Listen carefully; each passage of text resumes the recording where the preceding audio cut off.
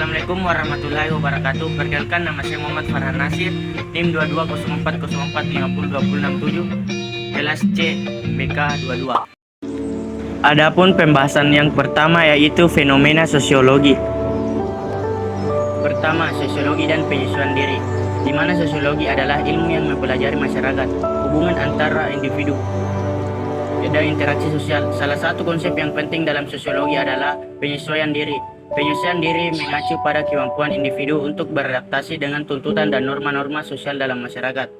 Penyesuaian diri dapat berlangsung dalam berbagai tingkat, mulai dari tingkat mikro seperti penyesuaian dalam keluarga dan lingkungan sekitar, hingga tingkat makro seperti penyesuaian dengan nilai-nilai sosial yang lebih luas dalam masyarakat.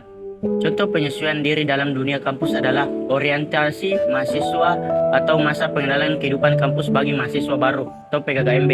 Nah, di mana bertujuan untuk memperkenalkan dunia kampus terhadap mahasiswa baru atau memberikan pembekalan bagi mahasiswa baru agar cepat beradaptasi dengan lingkungan kampus. Peranata sosial dan stratifikasi sosial. Lingkungan pendidikan terdapat berbagai peranata dan stratifikasi sosial. Salah satu contohnya adalah sistem hierarki dalam struktur pendidikan, di mana terdapat perbedaan posisi antara guru, siswa, dan staf administrasi. Guru memiliki peran otoritas dalam mengajar dan memberikan arahan kepada siswa, sedangkan siswa memerlukan bimbingan dari guru dalam proses pembelajaran. Mobilitas sosial dalam lingkup kampus. Mobilitas sosial dapat terjadi dalam beberapa bentuk berikut. Adalah beberapa contoh mobilitas sosial yang dapat terjadi di lingkungan kampus. 1. Mobilitas sosial akademik. Mahasiswa dapat mengalami mobilitas sosial akademik dengan meningkatkan prestasi akademik mereka dari semester ke semester. Contohnya mahasiswa yang awalnya memiliki IPK rendah tetapi kemudian bekerja keras dan mencapai peningkatan signifikan dalam hasil studi mereka. 2. Mobilitas ekstrakurikuler. Lingkungan kampus menawarkan untuk berpartisipasi dalam kegiatan ekstrakurikuler seperti klub, organisasi, mahasiswa, atau tim olahraga.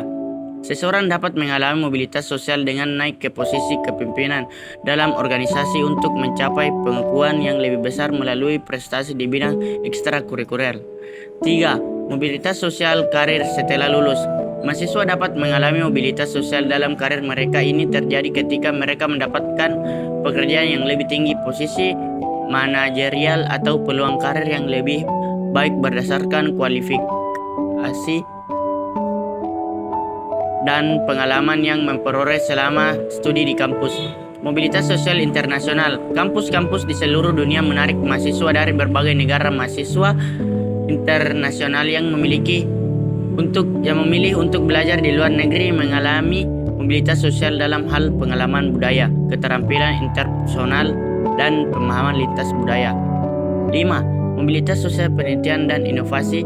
Dalam lingkungan kampus ada kesempatan untuk terlibat dalam penelitian dan dalam bidang mereka dan berkontribusi pada pengetahuan dan perkembangan masyarakat. 6. Mobilitas sosial pendidik. Beberapa mahasiswa yang berbakat dan berkomitmen dapat mengalami mobilitas sosial dalam peran pendidik mereka. Ini terjadi ketika mereka terlibat dalam pengajaran mentoring atau menjadi asisten dosen dan secara efektif membantu memajukan pendidikan di kampus. Penting untuk dicatat bahwa mobilitas sosial dalam lingkup kampus dapat bervariasi tergantung pada kesempatan yang tersedia, usaha individu, dan faktor-faktor lain seperti keahlian, minat, dan keberuntungan. Mobilitas sosial di kampus memberikan peluang bagi mahasiswa untuk tumbuh dan mengembangkan potensi mereka, serta membuka pintu untuk kesuksesan di masa depan. Perubahan sosial. Perubahan dalam pengalaman mahasiswa. Pengalaman mahasiswa di kampus juga mengalami perubahan sosial. Misalnya, munculnya gerakan sosial atau kesadaran yang lebih besar tentang isu-isu tertentu.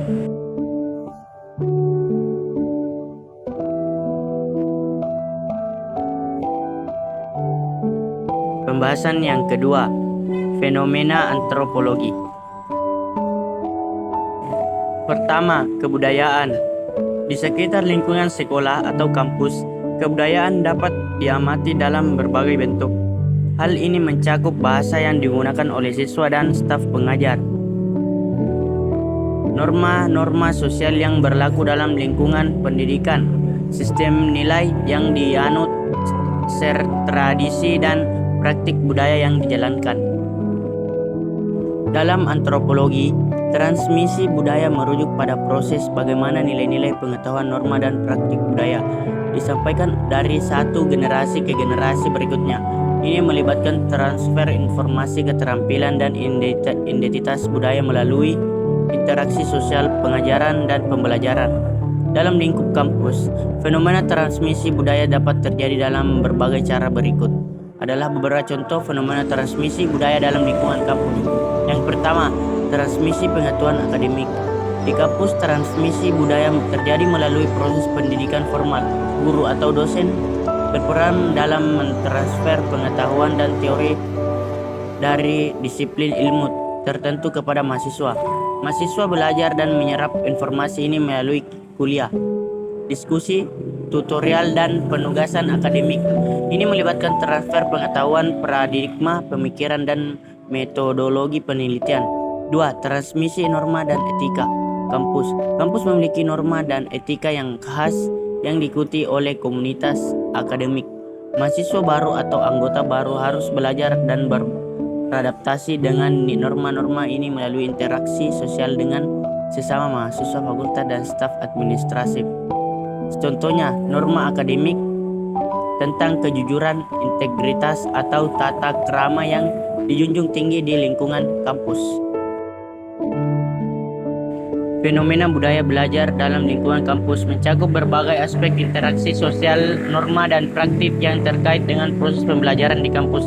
Ada beberapa contoh fenomena antropologi dalam budaya belajar di lingkungan kampus. Yang pertama, budaya pembelajaran formal, di mana lingkungan kampus memiliki budaya pembelajaran formal yang melibatkan interaksi antara dosen dan mahasiswa dalam kelas.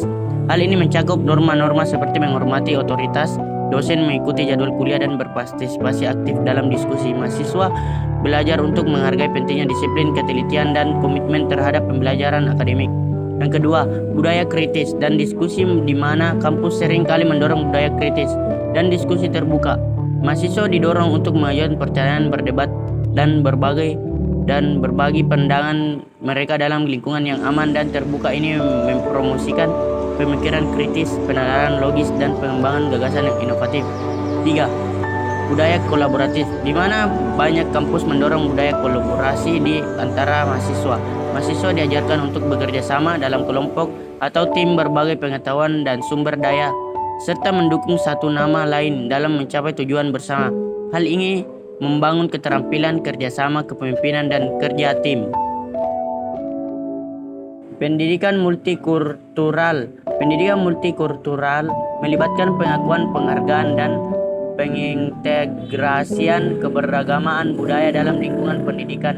Ini melibatkan pemberdayaan siswa untuk menghormati, memahami, dan berinteraksi dengan budaya-budaya yang berbeda.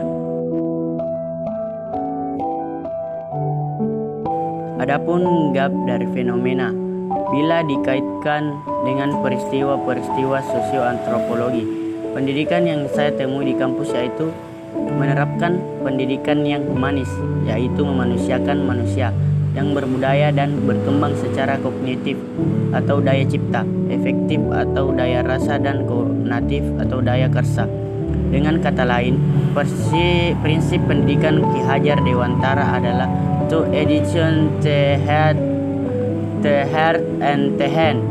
Selain dari itu, dalam ajaran Ki Hajar Dewantara jika juga dikatakan bahwa guru hendaknya mempunyai kedaulatan lebih dahulu baru sebagai fasilitator dalam mengajar. Hal ini dapat kita mengerti dari arti nama Hajar Dewantara yang mempunyai arti guru yang mengajarkan kebaikan, keluhuran, dan keutamaan.